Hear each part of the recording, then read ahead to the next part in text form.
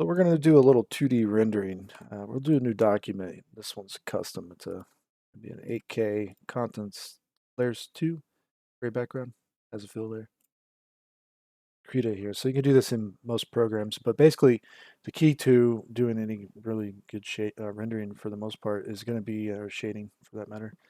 Is soft round brushes are extremely useful. Low flow, mask selection or selection tools can become useful.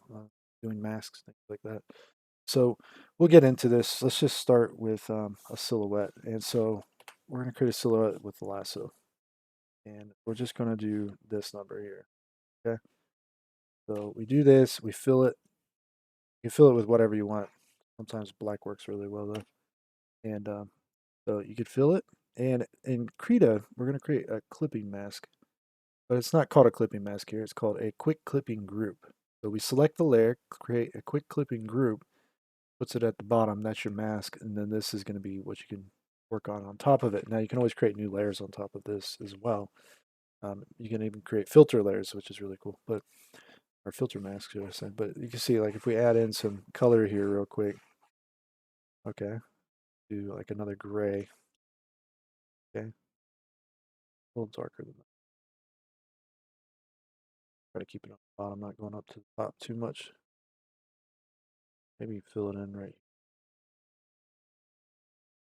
All right, so we're able to start shading this thing, basically. And we're not going off of the shape anymore because this is on. Okay, if you turn that off, you'll see that's the layer. That's the clipping, right? So this is cool because we can do things like this little blur tool. A lot of my brushes are modified, but brush tip, change the density a little bit lower. Right click, set the flow. Oops, not on this one. Soft round brush will do. This one just brush sensitive or strength. Kind of blur edges if we need to. So if we want to create little gradients, we can do that, right? A little bit larger. Do maybe a few passes over the whole thing. So we can start rendering this object, no problem. You can knock that in down here as well to get rid of that little area there. You can see we don't have any pixels on the side, so it kind of creates this little transparency effect. We can always do a color selection, hold control, click, go back, kind of fill in this area a little bit. Not a big deal if we want to blur it, do that. Start blurring it into these areas perhaps. Not a huge ordeal. Right. And so we can always use the lasso at any time to help make this all happen a little bit nicer. Okay, right here, I use the marker color sample. See, kind of pull that down a little bit. Blur tool. You can see we really have to accentuate over the side, but this won't affect this here in this area. Anyways, so we have this going on. All right, let's use the soft round brush.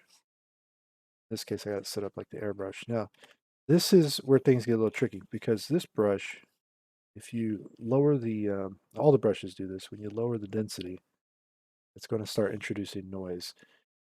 And this one in particular, I have set to be extremely low flow. Reset it actually, do something like that. Pretty low flow. You can use like a darker gray or whatever the case. And knock in a little shading here in this area. All right. And we'll get this kind of effect here. Okay. But a lot of times, you gotta remember you're doing lighting from everywhere. So you can hit Control Shift I, invert to selection. Use like a light gray now. And you might just, toss in a little edge, a bit of shading for that edge. You can always work these again later. But you can create that effect that it's dropping into this area. Control Shift I again, maybe shadow on this side. You see what's going on there now. Mix that with the blur tool here. Kind of do these numbers. A little bit too blurry on that side, I think, but over here, go back a sec. Blur right there. That's what we want. Okay, something like that. A little bit better. And so we can do color samples like I said earlier, kind of fix things. You can do almost like quick little adjustments to things. Like do a quick little. The marker is pressure sensitive opacity, so you can do a quick strip, do a color sample, and then you'll get a lighter effect here as well. Things like that, perhaps. Fix that. Use a lighter color. Boom. And go through and make the brush real small. And just highlight that little area there, perhaps. Maybe we want to do a bit of a darker drop down here. Try and do that real light real quick. A little more shadow here at the bottom. And so we're able to go around basically and make all of this happen where we want. Exactly where we want.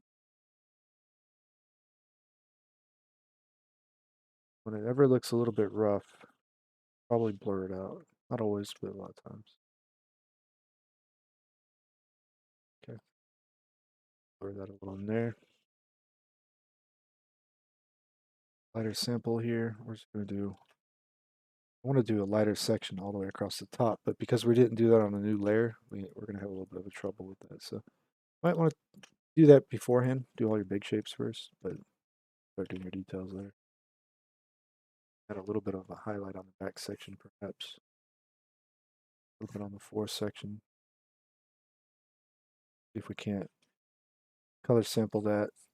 Maybe just creep it up to it a little. Back. Blur it. A lot of times you're going to create the gradients first, and you'll worry about the edges later. That works. But you can get some really nice illustrations with this technique. Make a little bit of money with it. There's people that pay for this.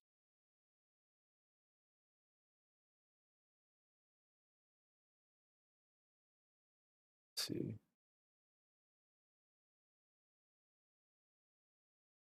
Want that to fade in there a little bit better. That's a hard one to fix because it's all on the same layer. It's a really big gradient. So sometimes you might be better off just relassoing things a little bit. It has to be perfect necessarily. Do that and bend it a little. See how that noise comes in. But it might make it work out. Yeah. It's not too bad. All said and done. A soft airbrush like this. We can color sample, go a little lighter on the edges here perhaps. If you work it in a really meticulous way where you do like it larger and you make it smaller and you do a little bit less and a little bit less, you can work some really interesting kind of reflections out as well. Really got on my gun barrels.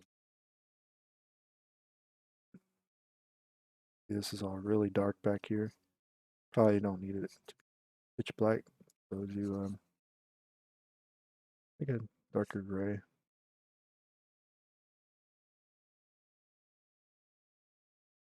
Marker for it probably go in a little quicker.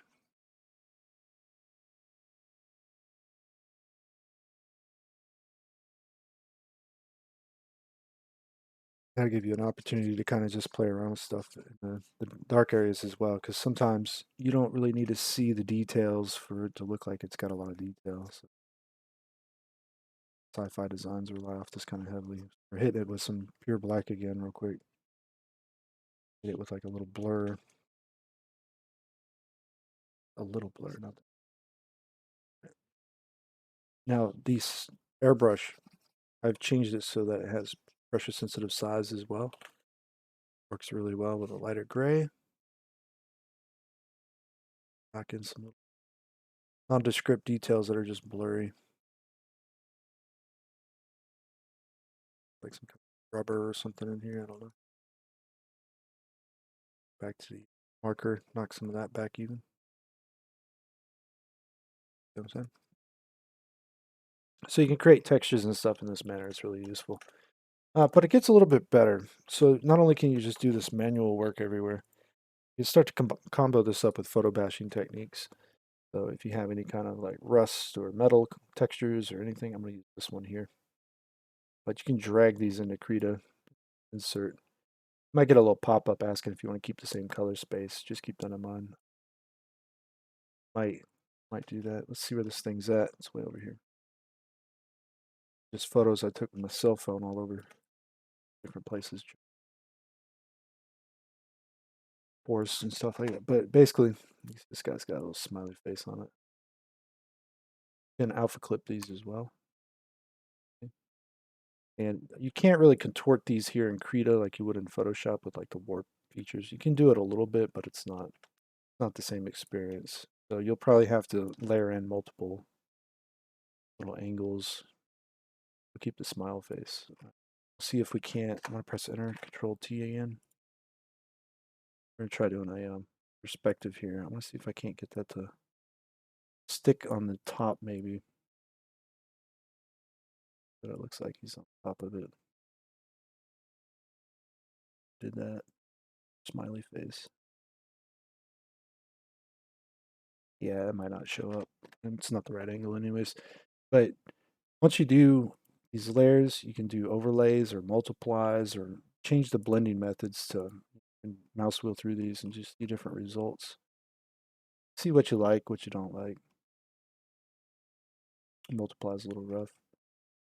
A lot of times multiply you can use still, but you have to adjust it, like the brightness and contrast on it, or do like levels, right? Tweak the values here a little bit. See if you can't get a different result. So sometimes these things can look pretty good like this. Maybe bring in the lighter tones. That's just going to give you a lot of texture, basically, is what's going to happen. All right, you can start to see how this is going. It's like this little detail that I wasn't planning on doing. We could probably work into this. We could do a layer on top of it. And we could continue doing a paint over, basically, top of this as well. We could do pure black for a second, maybe. Work that out. We can also change the silhouette of the object. So we can go back to that first layer. It's a good idea to name these sometimes so you make sure you know what you're working on. But that first layer was just a black silhouette fill, right? So we can use a lasso if we wanted, or stronger brush perhaps to erase here.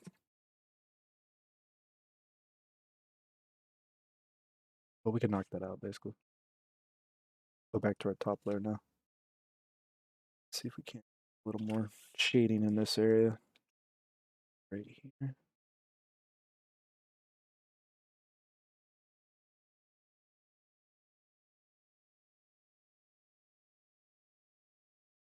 A lot of stuff still needs work. Get another layer just because I can. You see I'm just alpha locking all of it for the most part. So if we wanted to brighten this area up a little, do that. You can see how much noise is in the airbrush now.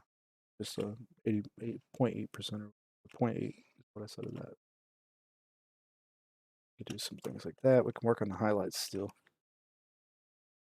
Think about where your light source is coming from. Usually top down works really well. Starting to pop now, right? Certain areas, maybe. Maybe you want to add scratches and stuff, you can do that. You probably would use something really fine, like a pencil. It'll help you out a little bit. I don't want to get too carried away here on this section. You almost lost this right here. You can go the other way with it, perhaps. Like, usually you do shadows on one layer, and you would do highlights on the other.